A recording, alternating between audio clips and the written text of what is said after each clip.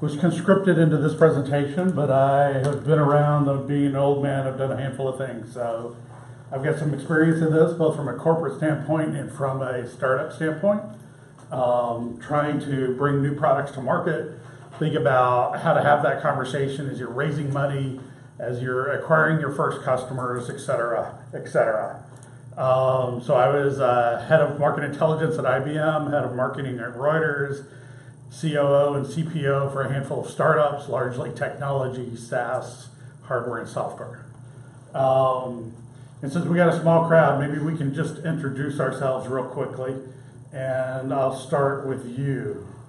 Hi everyone, I'm Bianca Shapiro, co-founder of Nipithelium, and we have a tissue injured nipple for nipple regeneration and vasectomy. Cool.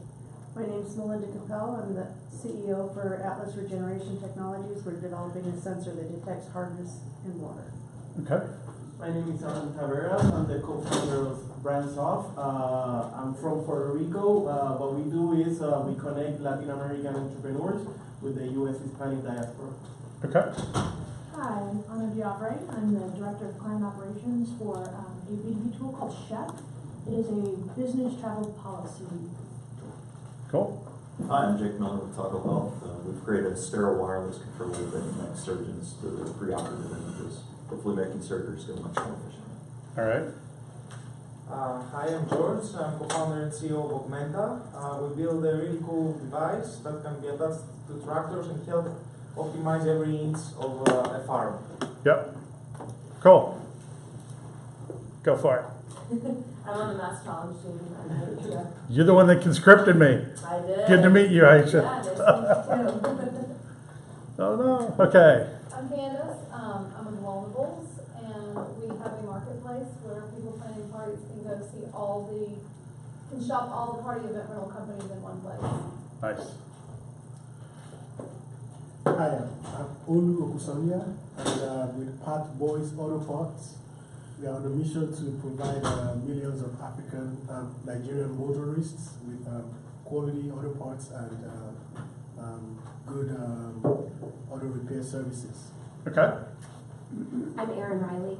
Nice to meet you, Erin. Nice to meet you. And we'll go ahead and tell people. I'm a CEO and founder of Riley Works. We build digital experiences for families to play together.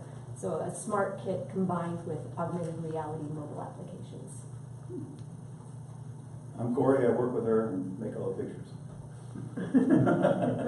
I don't do words. I'm Michael Reyes, founder and CEO of Halo Life Science. We're a social impact company developing some breakthrough technology to improve world health. Okay, cool. So a handful of healthcare and life science related companies. You know, that is a particularly challenging market sometimes to try to size and assess and look at some of the dynamics. But it's not unusual, right? There's a lot of companies out there that, the nature of doing something new and interesting is frequently that, you've got to bring together some diverse perspectives. That's how you came up with this creative idea. And so now you've got to try to figure out, okay, how do I bring this to market? What does that mean? You've got to understand the context by which you're operating. And I'm a big believer in context. Investors have some certain things they're looking for, right? So before you go to an investor meeting, you should know the type of investor that they are. Are they growth? Are they early stage? Are they seed? Are they life sciences? What is the typical deal size that they do? And what is their strategy? Are they trying to find the next unicorn? And that's all they do? They just spread 1,000 bets out looking for unicorns? Are they really trying to work closely in a disciplined way and have a different rhythm and operating principle? So it's hugely important to kind of understand that dynamic and then convey your market attractiveness with investors. That's one of the hardest groups to convey your market size to, right? Because they want to see that you can grow, right? And they want to see all of your potential so that they have motivation to invest, but they also want to see your traction, right? So you've got to give them the largest picture and the smallest picture both. And you've got to be able to convey that story effectively. Otherwise they go, okay, they're all over the place, right? They talk about their large market, they don't have focus, and they don't tell you no, right? This is the great thing most of you guys have learned about investors, right? They don't tell you no, right? Because they want to be able to come back in on the deal. So the feedback that you get from investors is usually for shit. right? It's just, they have a different motivation. And then your first customers, right? Who are your first customers? How do you assess that? This is great, right? You've got to get some traction, but you've also got to understand, are they my customer because they're married to my co-founder and we've got a great relationship, right? That dynamic really matters, right? So how are you going to really reach customers, and what does that mean, and how do you motivate them into buying? Which leads you into your next group, which is your buyer types, right? Who are those buyers? How do I triage that? How do I understand that so that I don't waste time with the wrong types of buyers? I understand my value proposition and I understand them enough to communicate that, right?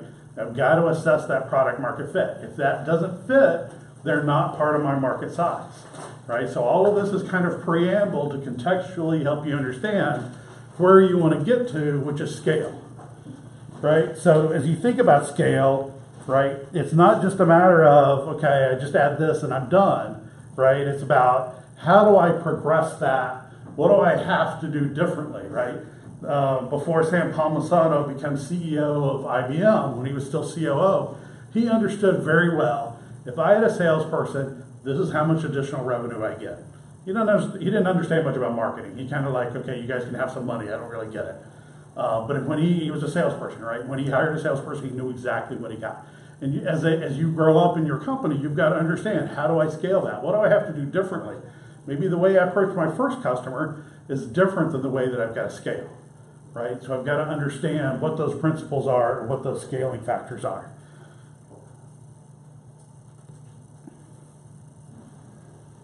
So now you're starting to absorb a lot of information. You're starting to think about, what does this mean and how do I grow? How many of you guys are married? How many of you are married to multiple spouses at once? Right? Just because you got married yesterday, you're probably not going to end the month with 4 spouses. Right? You've got to understand, this is what this data means, and this is how I extrapolate it, right? How do I carry that data forward? And you can have good data that you put to a bad purpose, which happens that's like the hardest thing to mitigate, right? It's really reliable data, but I've used it for completely the wrong effing reason, right? And then there's bad data, right? There's just kind of like, this data is unreliable, it's completely worthless, but I don't know that, right? That's the great thing about some of the Google Analytics and other things. It's kind of like, oh, it looks like it works, but I don't really know sometimes, right? So you've got to be able to look at that. You've got to be able to understand what that means, right? People make this mistake all the time, right? How many people have heard of OS2? Right? I'm showing my age here a little bit, right? OS2 was a fabulous operating system, right? IBM is like, okay, well, that operating system, we can expand out to a broader market. And it's like, no, you can't. The reason that operating system was fabulous because it was built for purpose for enterprise applications like airline booking. Right? When you have thousands of people hitting at the same time, how do you make sure that 12 people don't make the same reservation at once? Right? All of those scaling factors were perfect for OS2. All of the consumer factors, it sucked out. Right? They tried to make it a consumer platform and killed it. So you have to think about, what does that mean for me? Right? How do I understand this environment that I'm in? And how do I think about what the future holds, right? Because this is not about today, right? This is about the future of your company, right? How do I understand the environment around me? How do I understand my own internal controls, right? And all of this relates back to the market size, because what is the market you're actually attacking, right? Getting that definition right is critical. All right, so I'm going to go super fast through a lot of this. I think it's really critical as you think about the external environment and your own capabilities. What am I going to do? How do I deploy scarce resources, right? There's such a limited amount of time. I'm going to slow down on this slide for a minute, and then we're going to try to move quickly. And I'd love to talk about some of the things that you guys are working on, some of the market sizings you think you understand or you think you don't understand, and maybe make this a little bit more concrete about some of the challenges that you're facing. As I said, healthcare is a particularly challenging one, but there's a lot of them where, there's economics that are not married together. And being the nature of an innovator is you've got to cut through that. So one of the ways that I like to think about cutting through your addressable markets is beginning to have a systems approach to thinking about this, right? So as a startup, you've got to think about your own signal to noise ratio problem. You've got all of this stimulus coming at you. What do I care about? What matters? How do I sort all that crap out, right? This is just a blob of data, right? So a great way to approach a blob of data is to begin to parse it down. How do I think about my addressable market in terms of the product terms? How do I think about my addressable market in terms of the competition, right? And some people say they don't have competition, right? So this forces you to think about, okay, what is the nature of the competition that exists even if I don't have it, right? The competition could be stasis, right? Not doing anything. The competition could be somebody that does a part of what I do, but not what I do, right? And then think about, in terms of addressable market, in terms of routes to market, right? So we talked a few minutes ago about corporates. You know, another huge advantage that the corporates have when they roll out a new offering is they have a route to market, right? They have a sales channel, they have a distribution channel, et cetera, et cetera. They have all of that resource in place. They know the margins associated with all of that resource in place. They can drill down into all of that.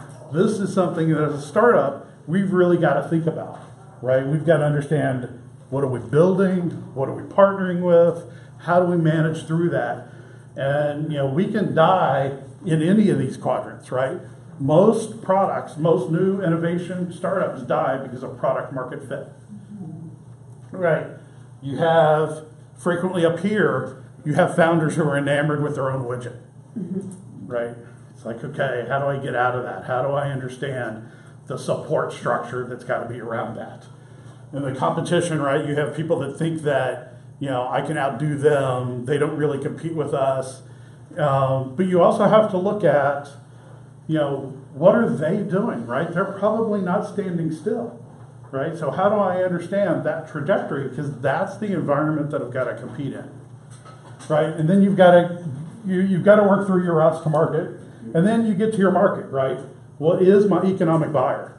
And that can be a tough thing, right? Sometimes the person who's buying is not the person for whom the benefits are accrued, right? And so once you start to pull all of this apart, you can start to then put it back together, right? Which is why I started with some setup about contextualizing the information that you have. So as you think about that, you know, the key to this is data, right? Data carries the day. Relationships, I think, is a part of data, right? But that's a key component of that. And I'm a big believer in experiments, right? So where you don't have data, what is the hypothesis that I can test so that I can experiment with that, right? The more data I have, the more experiments I have, the more experience I have, the better I can tell my story, the faster I can grow my company, the faster I can bring in outside money.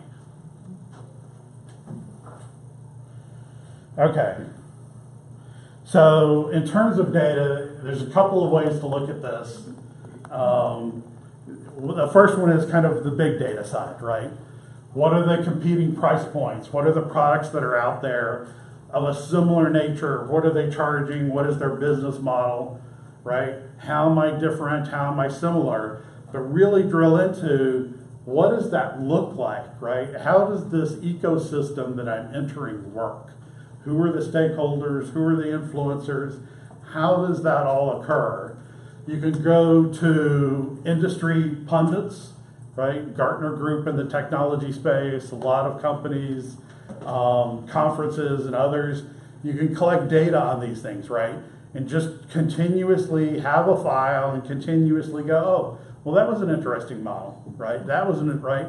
How do I, continue to collect facts? And then look at the competition, right? What are their sales figures, right? So sometimes top line sales figures are disclosed. Sometimes press releases disclose these things. Sometimes former employees that you run into at conferences, right? They're not going to give you out proprietary information, but they can tell you things about how that really worked and how that operated. All of that's, hugely impactful. Sometimes part of the founding team comes out of these groups, right? So you have some of that knowledge resident. You've got to make sure you cobble it together and you frame it strategically for yourselves, for that internal side operations, and then from the external side, how do I partner or how do I grow investors? And then the routes to market, right? What are the models employed there? Do I have expertise in partnering? Do I have expertise in distribution channels, right? What does that really look like? And that's frequently a huge weakness amongst the startups, right? The startups rarely have this in spades on board, right? So learning that, understanding that, what's the margin they're going to take from me? I've got this economic model and now I just get crushed because they keep all my money, right? That's not going to work. And then by geography and by demographics, right? How do I pull all of that together? Where do I start? Am I, if I'm a software as a service, right? I immediately have a worldwide footprint. What does that mean? How do I operationalize that? Am I really trying to operationalize that? Or am I really focused on some specific demographics or some specific geographics? And then small data matters, right? So what are your own skill sets, right? We talked about routes to market being a challenge, but every founding team has its own strengths and weaknesses. And it's important as you deal with your own signal to noise ratio that you understand a candid look at yourself, right? Who's helping me look at myself candidly? Who's not so tied up in the weeds that can help me see through this? And it's not the investment community, right? Because they're not going to give you that candid feedback. So this is where good advisory boards matter. This is where being able to look deeper really pays off. And then, going back to the example of, the number of husbands, right? Lots of startups fall into the trap of, okay, here's what my competition looks like. I can do better than them, right? And they kind of say, okay, I can beat that. I can do that better. It's important to take a breath and look at that history and go, it took them 2 years to get to that point. Now maybe I can borrow some of their playbook, right? Maybe I can do it in less than 2 years, but there's a reason it took 2 years, right? It takes time. You can't just have this magical thinking that we can do that, right? You really have to test all of that out and push it.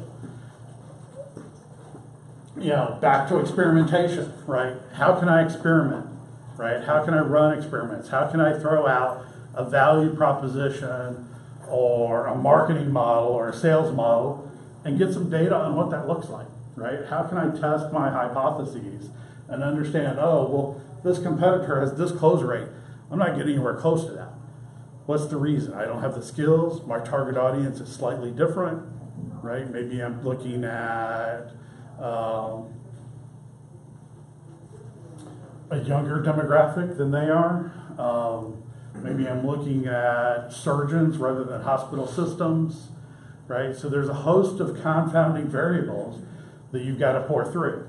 You've got to continue to collect all of this data and get better at it, because at the end of the day, your company's about these unmet needs for an economic buyer, right? So what's an economic buyer, right? Unmet needs, I kind of get, I'm going to fulfill this problem in the marketplace. Well, what is that economic buyer, right? Somebody's got to, if you're going to win at this game, somebody's got to write you a check. So in terms of your sizing your market, yes, it's great to know how much is spent in data centers on electricity in the United States. Right? It's kind of an interesting number. You can get it real concretely, right? It's over $8 billion, right? But nobody's going to write you a check for that power, right? How do you capture that? How does that get shared out, right? If I'm offering a new service to a data center, right, that helps them save power, but they don't pay the power bill, right? The companies for whom they host pay the power bill, then it doesn't matter, right? I've got to reach that economic buyer. I've got to marry up the benefits of what I'm providing with somebody that's going to write a check, right? So I've got to bring those components together, and I've got to understand that there's both rational and irrational behavior out here, right? There's risk aversion, right? Lots of people don't want to sell to governments or universities because of risk aversion. You know, they are slower to uptake on these things.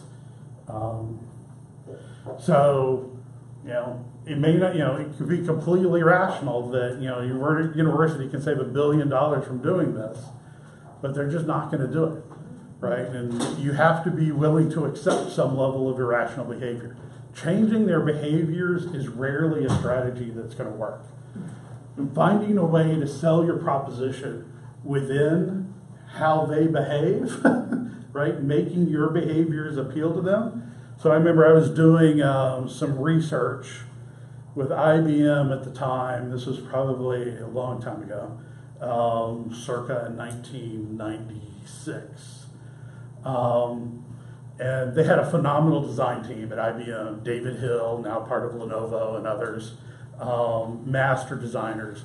They were coming up with new products, and part of my team's challenge was to evaluate the new products, decide which ones we were going to take to market, and kind of be able to focus on here are the winners and the losers. It's rather a tense time, right? Because I'm calling some of their babies ugly, right? So the designers think all their babies are beautiful. We've been working with the design group for a while, and they kind of started to understand it. They went out and did this phenomenal piece of work with users on a new set of laptops. And they were just beside themselves, ready to commit suicide because they were so depressed that this round of laptops was just, the customers didn't like. They hated them, right? And they're just like, they want smaller and lighter, and I can't make it smaller and lighter. And they're just literally on the verge of drinking a bottle of Jack Daniels. And I'm like, no, wait a second, guys. You see that laptop over there? And they picked it up, and it had a beveled design. It looks smaller and lighter. They like it. They want smaller and lighter. It's not smaller and lighter, but it looks smaller and lighter. And the next year, every one of our laptops was beveled, right? Because it looks smaller and lighter. Go with what they want, rational or irrational, right? It wasn't smaller and lighter, but we accepted their point of view and were able to deliver to them what they were looking for. Okay. Then my final slide, and then we'll dive into the fun stuff, hopefully. My son's going to the Naval Academy, so don't give up the ship. This is a hard journey you're on, right? I lecture at UT sometimes about pivot versus persevere, right? This is a really hard journey. This is not an easy path, right? Not everybody can do this, but you have to find the path, right? Continue to work through that. Continue to listen. Continue to kind of make refinements. You have a good idea. You've made it this far, right? There's something there. You've got to weed through all of that noise, understand the signal, and latch onto that to persevere. So with that, what are, I kind of open up to you guys to ask questions or talk about particular market sizing challenges that you're facing. Yes? Do you have any resources that you recommend to go figure out market size? And I'll tell you my specific examples. Okay. I know that my party and event rentals is $5 billion, but we're specifically targeting people that don't use professional party planners. I can go out and I can find the industry size for party and event planners. However, that includes a lot of other things like services besides the things they're renting. Mm-hmm. How can I figure out, like, I really want to drill down and understand what size is that? Do you have resources that you use for that kind of research? So, I mean, like I said, I like to have a systematic approach to how I think about it. There's great authors on this topic, kind of from a broad brush. Adrian Slywatsky, Value Proposition, Liam Vahey, Competition, Blue Ocean Strategies, something Kim. All of these guys are just world renowned and kind of offer keen insights into it. As it relates to your specific example, though, right, is a great case study on exactly how do you approach this, right? So I like to go out and kind of, okay, you've gotten a little bit of big data. What other big data can I get? How else can I look at this? What are the other types of events? How much of, Michael's and other companies report their data? Do any of them segment their market based on party themed stuff happening, right? So, continue to look at those industry trends, continue to look at, okay, how many people are hosting parties? What is the nature of hosting a party? Is it a dinner party still? Is it a bigger party? Is it corporate? Is it personal, right? So, try to find some parameters by which you think it's important to look at this marketplace, and then continuously collect data around that. Are there trade associations? Are there other things where you can continue to fill out those data gaps? And then do a little bit of math, right? If there's, if events around startups may be a great way to think about it, right? And then go, okay, how do I understand events around startups, right? Launch parties, et cetera, if that's a key segment for you, right? How do I think about how many startups have launch parties? How many, right? What does some of that look like? And how much of that revenue do I think I can reach, right? And influence. Some key challenges. So there's not I don't know your industry well enough. And that's where you've just, that's where I can kind of offer the strategic thinking approach. But those are some ideas on how I would drill out into it. And then I would test it, right? So can I buy, LinkedIn AdWords for party planners? Roll that out there and see what type of uptake I can get, right? Small, inexpensive experiments that, whether they succeed or fail is almost immaterial. Is what do I learn so that I can make my story stronger? Because it's such an inexpensive expense. Yes? Yeah, so I think a lot of us have a lot of data, right? I mean, all of us can go search the web. We can talk to advisors in our group and our boards, and we can get data all day long. And it can be this big, and then we can focus it down to like a region. The question I have is, how do we take all that data and distill down to something that an investor isn't going to go, bullshit, I don't believe that.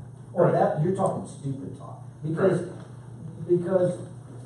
when you're, most of us, I think, are in a business that has a big market opportunity. But there's reality, right? And it's not that the big market opportunity is not there, it's just that we have to figure out. Well, it's definitely, that big market opportunity is not there, otherwise they wouldn't be called bullshit. Right. Right? So you've got to, what you don't want to do is overpromise your market. You want to make it tangible, right? So, and everybody comes to them and says, oh, we've been conservative, right? That's the second bullshit stamp, right? Yes.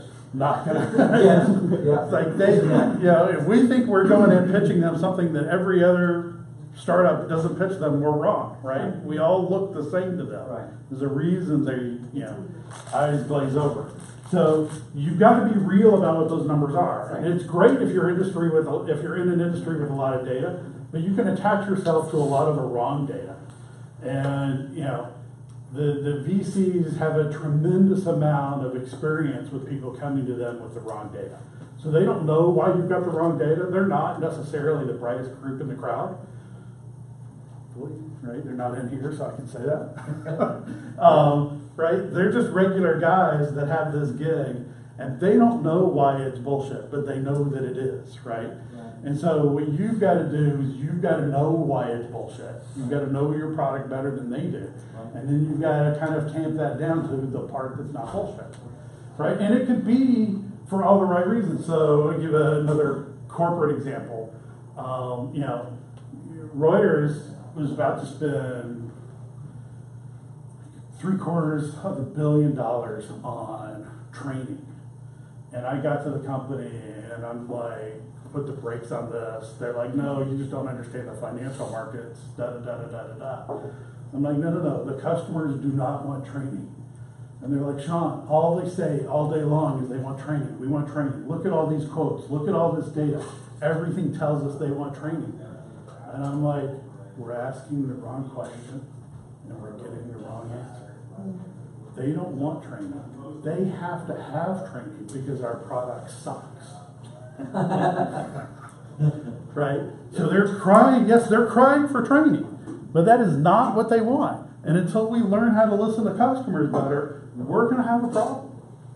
Right? So we cut that training in half, we had to give them some, and we repurposed, $250,000, $1 billion into product enhancements that they could see quickly, right? Not product enhancements that take 2 years to manifest themselves, but UX, UI improvements, things that they could tangibly see different and therefore believe something was different about us improving our product. Because we told them we were going to improve our product for years and haven't, right? So this is where the management team is also part of who the investor is looking at, right? Do you have that experience? And they use the management team as a proxy for some of that bullshit. Because they don't know the answers, but they know your experience knows that you know the answers. Yeah, so really what I'm trying to get at, and maybe it doesn't exist, but people tend to go top down. They say, oh, well, the market's this big, and if I can just get one person, Yep. you know that story. Yep. But the reality is we have to start bottom up, and we have to say with reasonably we can expect that we can go get this hospital or this customer base where I live, and then we'll go count region by region and blah, blah, blah, blah, blah. And then you can say, and here's how I'm going to do it. Yep. Validate the size of the market based on your... So that's exactly what they want. They want that big picture to know that they're investing in something big enough that matters, whatever, yada. And then you've got to follow that up with the tight, small picture, right? Here's how I take the baby steps forward, right? And it's not because this hospital, right, is a friend of a friend, or because I'm ex-military and I'm selling to the military, right? You've got to give them a repeatable reason that that's going to go forward. And so you've got to marry those two pictures together, right? And you've got to be able to talk about it in terms that they understand, right? Now, from an investor standpoint, what they understand is not that great, right? So you've got to be approaching investors that maybe have made investments in the type of thing you do before, because then they'll understand it more readily. Right? Right now, an investor who doesn't understand is just going to toss you out. They're not going to say no, but they're not going to invest, right? And they may or may not know why. But if you go to investors that have made investments in what you kind of think you look like, they can go, yeah, you look like that, right? And they're going to recognize that because they're simple guys. They're just doing pattern recognition. Yeah. Yeah.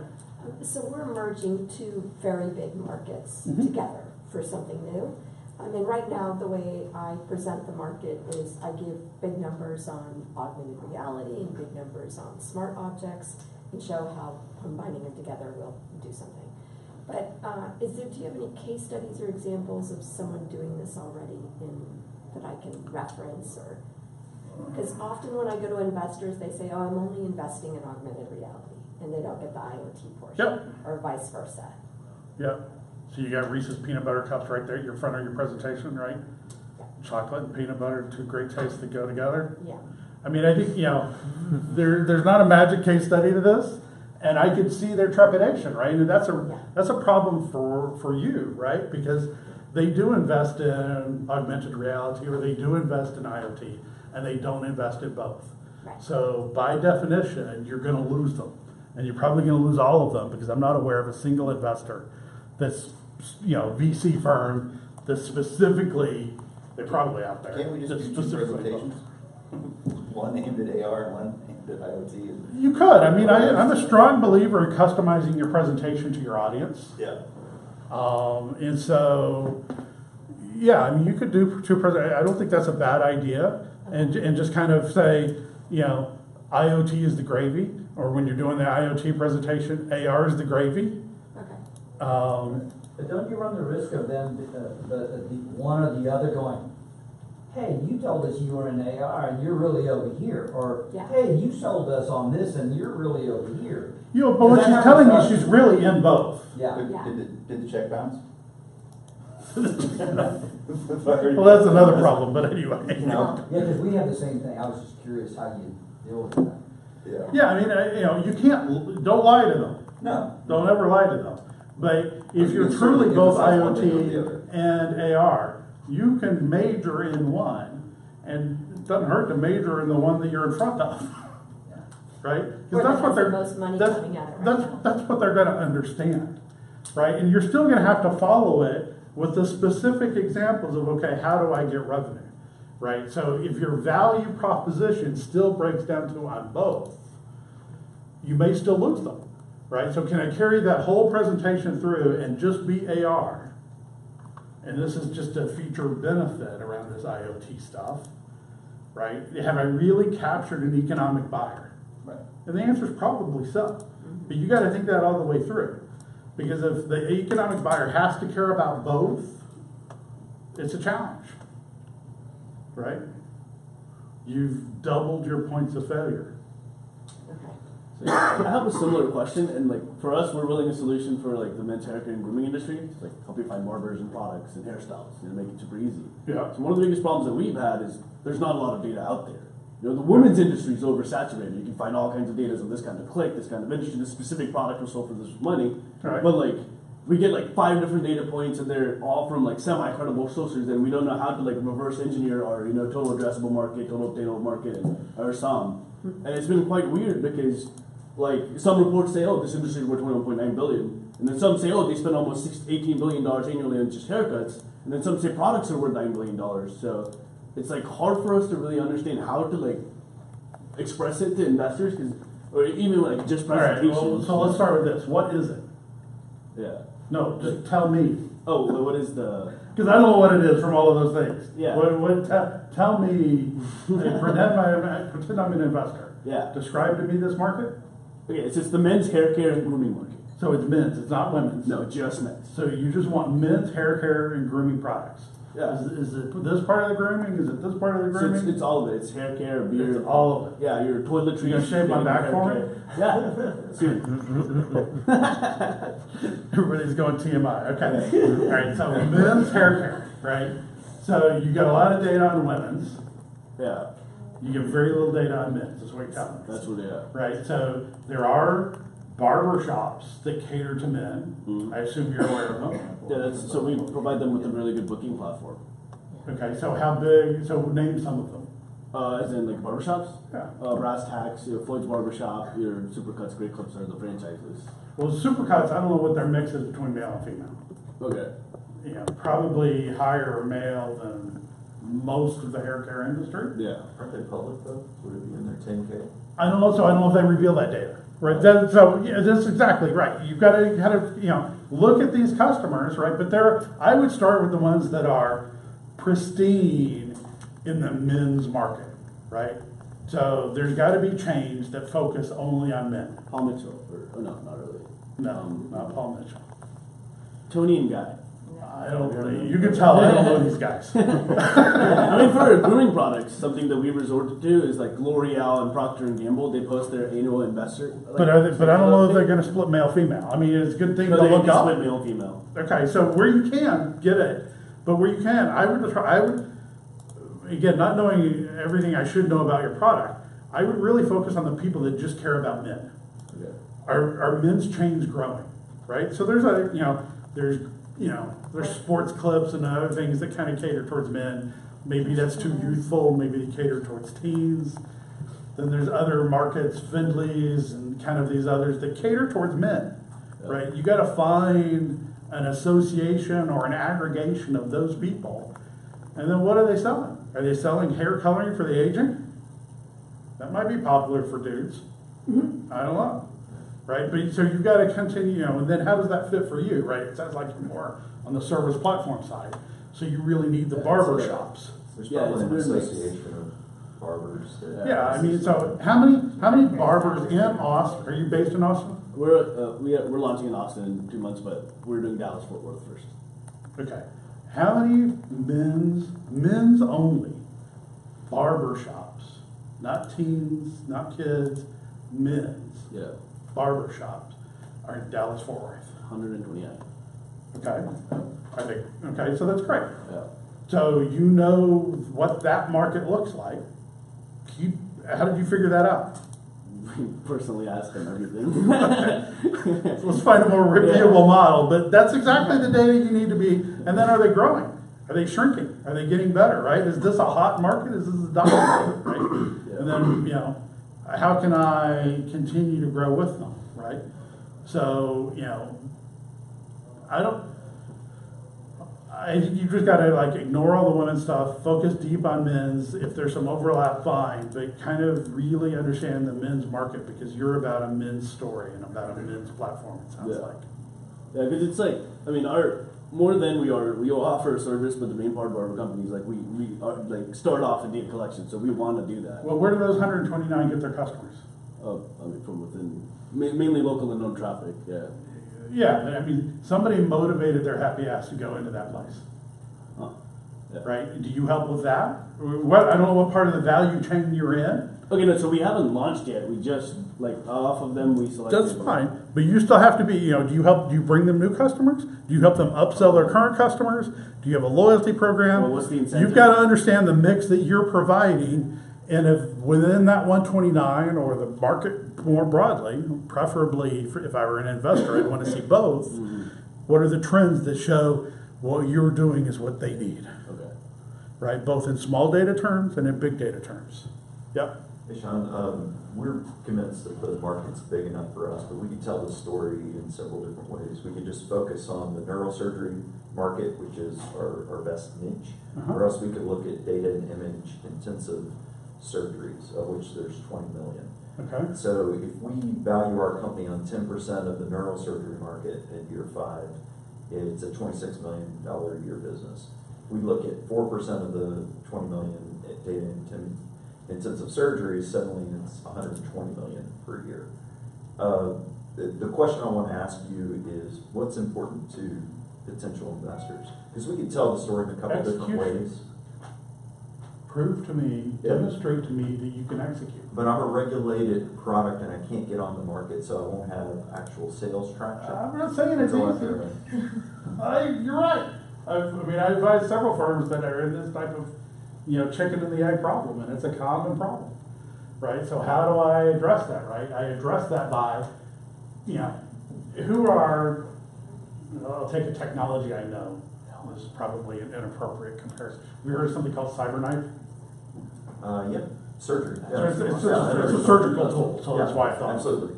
Anyway, so they figured out a way to get to market, been very successful, right? What did they do and how did they do that, right? And then what things can you steal, or more politically correct, borrow from their playbook, right? Who invested in CyberKnife, right? Am I talking to those investors? If I'm comparable to CyberKnife, I want to talk to the investors that have seen this movie before, that know the pain I'm going through, and see that I can get them there, right? So it doesn't matter which picture we're painting. Like I've heard that a heuristic for med device companies is that if you're not 100 million in revenue by year 5, you're not really venture investable. So this is where I'm like, know your investment audience. There are certainly investors that are of that point of view. There's certainly investors, VC investors, that are not of that point of view. So you've got to know the investor you're talking to. And I don't know your technology well enough to kind of marry that up. But you do, right? Separate that out before you go see that investor, know them, and know, I can't tell this story, or they've never invested in anything like me. Right? So just because they're interested in lots of things, particularly in this town. I love Austin. I'm born and raised in Austin. This town likes to talk. Right? Execute. Right? Other questions? Yes. It's more of a comment, but if you look into trade organizations, like I just mentioned, like hairdressers, a lot of times they have data from their members. Trade organizations, conferences, all fabulous places to kind of former employees, all fabulous places to go to work for one of these firms. Right? Know your customer, right? You've got, a big pitfall is you think you know your customer, right? It's real easy to be wrong. Yep. On that, thinking you know your customer, I guess where my team's at is like, we have our total addressable market, and we're working on shaving it down to like looking for that product market fit. Yep. We've more or less gotten to the point where we can close deals, but we're not getting the user activity we need in terms Okay. of improving Yep, data coming through our system. yep. So are you closing the wrong deals? I'm not sure what the quotation marks are for. Either you close the deal or you don't. Well, when I say closing the deals, it's a free tool right now. Okay. So we get the we get the users reasonably onboarded, but they're Yeah. not pushing through the activities Gotcha. we need. So Okay. they're, in my head, they're not the right users, because we need users that are using our tool regularly. Right. Any thoughts on like steering the ship through that? So tell me again, your, So we are a travel policy tool. So we help growing companies put a travel policy in place. We're trying to get in front of a pain, right? Because typically. so why is this my pain? I'm a growing company. I got a boatload of pain. Is this the pain that I'm really gonna go solve? So it's your second highest manageable expense. I understand. No, I'm saying it's your second. I understand how you're gonna sell me. Mhm. But before you sell me, Mhm. I need to care.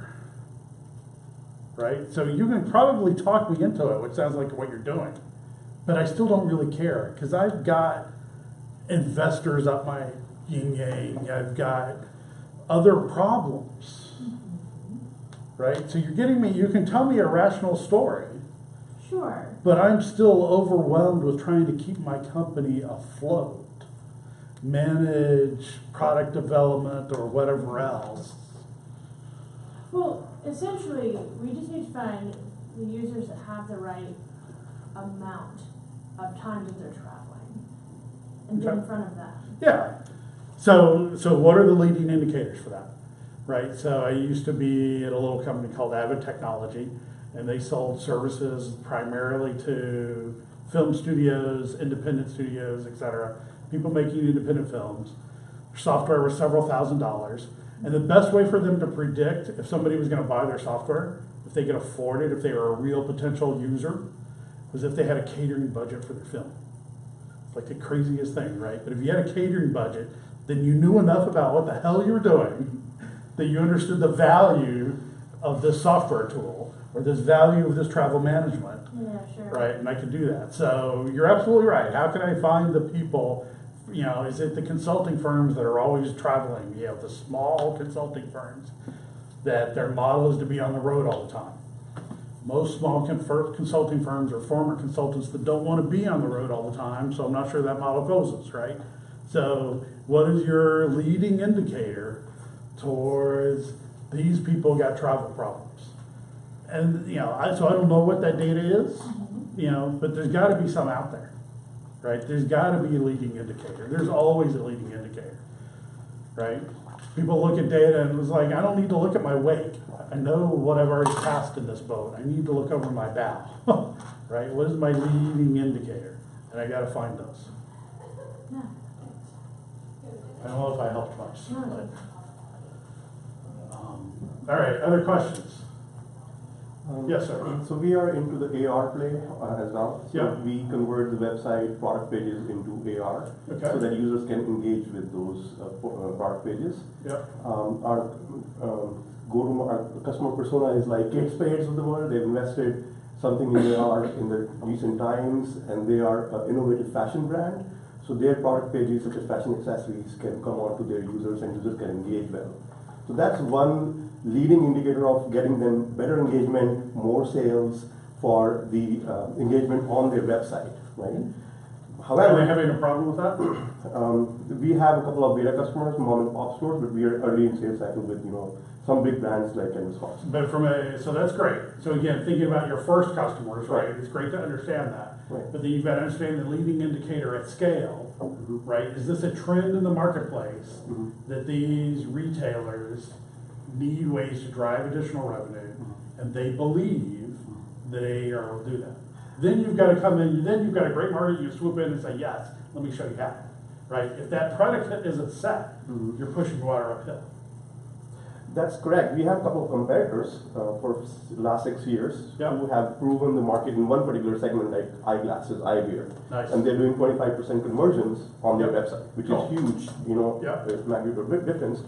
However, our main proposition is data. Because when customers engage, we figure out whether they're smiling or not, whether their eye pupils are dilating or not, how better they're engaging with the product. Right. And that data is gold for operations, because they could do predictive inventory management. Yep. That's a completely separate market. Now we are dealing with two different markets. Yep. So, it becomes so polluted to diffuse the value proposition when you're selling. So we're only focusing on the augmented reality play as of now. And The nothing. engagement play. We're not even kind of pitching. We're saying that this is our vision, we'll do it later, but we're actually doing that right In the now. meantime, you're collecting the data, and it'll be, once they start seeing the power of it, you can't sell that now, so I get why you're focusing there. Once you get more of it, you can upsell them on it, But from because it investment, will be powerful. so we would need But someone. right now, your focus is right. But we would need someone to investment, so what do we tell our investor? This is our market, or the whole thing is our market? So if the whole thing is our market, then why is the price point so low? You tell them the augmented reality is the market, right? Until you can prove to them that somebody's gonna buy the data, it's not your market. It just isn't. So there's a couple of ways you can prove it to them, right? You have data that proves it. You've had sales, yada, yada, yada. Competitors have done it. Here's how you're gonna do it. Maybe they'll buy that story. They've done it before, right? They're an investment firm that focuses on data, not AR. So, if that's their focus, maybe they'll go for that, right? They recognize, like I said, it's about pattern recognition. They know what they know. You've got to sell to their experience, right? When I went to work for Reuters, I had to influence the board. All of a sudden, I start talking about the lift. What's a lift, right? There's no more elevators, right? There's no more A to Z, it's A to Z, right? You've got to talk your investor's language. And if your investor's language is data, then that's fine. Talk to them about data. If it's AR, talk to them about AR, right? That's your market. Unless you can bridge that, which is a hard thing to bridge, because they know what they know. And unless they know you, they're not going to trust that you know. They're just not. Even if they do, their job is to not. Right? Did that help? Yeah. I have a question, and just wanted to get your feedback. Specifically, when you start something, you have a market in mind. Once you launch, another market comes in at that. For example, we have specific marketplaces for each market, and we just launched 5 months ago our Mexican marketplace. And every other marketplace, the model is that we launch in each Latin American country, and Latinos in the United States buy the products. But in Mexico, what we've been seeing is that people from Mexico City are the ones that are gaining traction. Our sales right now are mostly from Mexico City. How do we change? Should we pursue that since we are seeing that traction, or do we change it to feel the model that every other market has?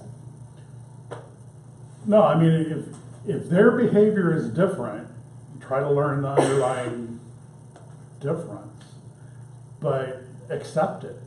You're getting sales, go with it, grow it, let it be different. Maybe you'll learn something. Maybe you'll learn that what you've been doing in the rest of the world is actually the smaller play. And what you learn in Mexico could be that revealing, right? I can't presuppose, but I wouldn't force them into a different model because that's what's worked everywhere else. I would let that grow and try to understand it, because that's an insight that became really valuable potentially. All right, anything else? Thank you, folks. It's been fun. I am listed on the mentors if you ever want to talk about this or anything else. Thanks.